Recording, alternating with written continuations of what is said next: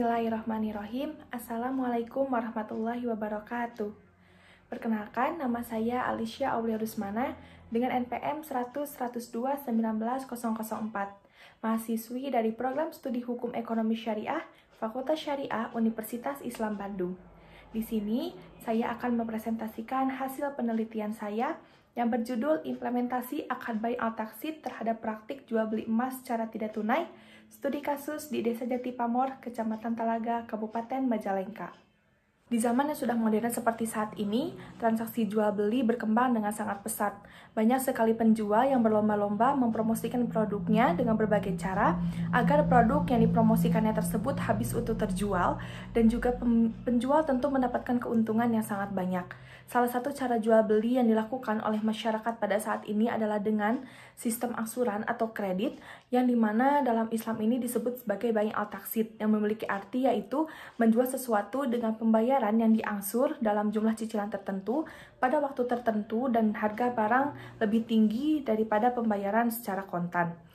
Salah satu jual beli kredit yang ada di lingkungan masyarakat adalah jual beli emas secara kredit di Desa Jati Pamor, Kecamatan Talaga, Kabupaten Majalengka. Yang dimana praktik jual beli emas secara tidak tunai di Desa Jati Pamor ini adalah penjual tidak menjelaskan adanya denda maupun jaminan dalam pembayaran angsuran cicilan emas tersebut ketika terjadi kemacetan dalam pembayaran angsuran, dengan tujuan dalam jual beli tersebut sebagai upaya tolong-menolong dengan masyarakat saja.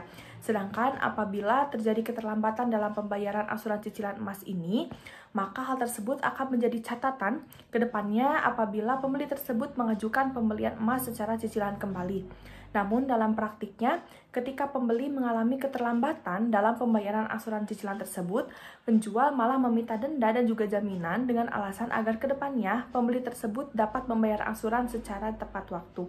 Sehingga dalam hal ini adanya unsur ketidaksepakatan dan juga unsur paksaan dalam jual beli emas secara tidak tunai ini. Kemudian rumusan masalah dalam penelitian ini ada dua, yaitu pertama adalah bagaimana praktik jual beli emas secara tidak tunai di Desa Jati Pamor, dan yang kedua adalah bagaimana implementasi akad bai al-taqsid terhadap praktik jual beli emas secara tidak tunai di Desa Jati Pamor.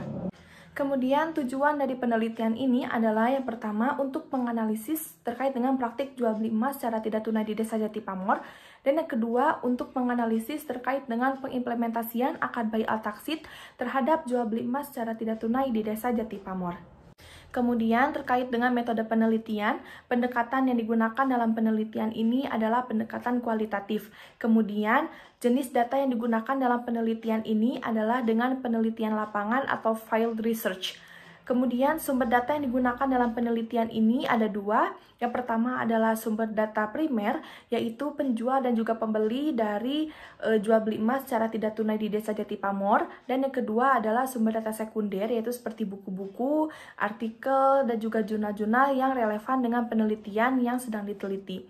Kemudian teknik pengumpulan data yang digunakan dalam penelitian ini ada tiga teknik. Yang pertama adalah observasi, yang kedua wawancara, dan yang ketiga adalah studi pustaka. Dan yang terakhir, teknik analisis data dalam penelitian ini ada 4. Yang pertama yaitu mengumpulkan data terlebih dahulu, yang kedua yaitu menyeleksi data, yang ketiga menganalisis data, dan yang terakhir adalah kesimpulan. Kemudian hasil dari penelitian ini adalah berdasarkan hasil wawancara dan juga observasi, ditemukan bahwa adanya denda dan juga jaminan ketika pembeli mengalami keterlambatan dalam pembayaran angsuran cicilan emas tersebut. Padahal ketika pelaksanaan akad ijab dan qabul, penjual tidak menyebutkan bahwa adanya denda dan juga jaminan apabila adanya keterlambatan atau kemacetan dalam pembayaran angsuran ini. Penjual hanya menyebutkan apabila ada keterlambatan ataupun ada kemacetan dalam pembayaran angsuran ini, maka hanya akan dijadikan sebagai catatan ke depannya apabila pembeli tersebut mengajukan kredit emas kembali, karena pelaksanaan kredit emas ini bertujuan untuk tolong-menolong antar sesama saja. Dan hal ini pun dibenarkan oleh penjual dengan alasan agar ke depannya pembeli dapat membayar angsuran emasnya tersebut secara tepat waktu. Kemudian praktik jual beli emas secara tidak tunai di Desa Jati Pamor ini sudah memenuhi rukun dari jual beli secara taksit ini, namun masih belum memenuhi terkait dengan pelaksanaan akad, kemudian syarat dan juga unsur dari akad bai'at taksit yang sesuai dengan ketentuan fikih muamalah, sehingga akad bai'at taksit dalam jual beli emas secara tidak tunai di Desa Jati Pamor ini masih belum dapat untuk diimplementasikan atau diterapkan dalam pelaksanaan jual beli emas secara tidak tunai. Kemudian kesimpulan dari penelitian ini adalah yang pertama, praktik jual beli emas secara tidak tunai di Desa Jati Pamor, penjual tidak menjelaskan adanya denda maupun jaminan ketika terjadi kemacetan dalam pembayaran angsuran. Namun dalam praktiknya, penjual meminta denda dan juga jaminan dengan alasan agar kedepannya pembeli tersebut dapat membayar angsuran secara tepat waktu. Kemudian yang kedua, akad bai'at taksit dalam praktik jual beli emas secara tidak tunai di Desa Jati Pamor ini belum terimplementasikan atau diterapkan karena masih terdapat perbedaan akad sehingga menyebabkan adanya perbedaan pada saat akad dengan berlangsungnya jual beli tersebut terhadap pelaksanaannya. Kemudian syarat dan juga unsur dari akad bai'at taksit yang tidak terpenuhi sebagaimana yang sesuai dengan ketentuan fikih muamalah.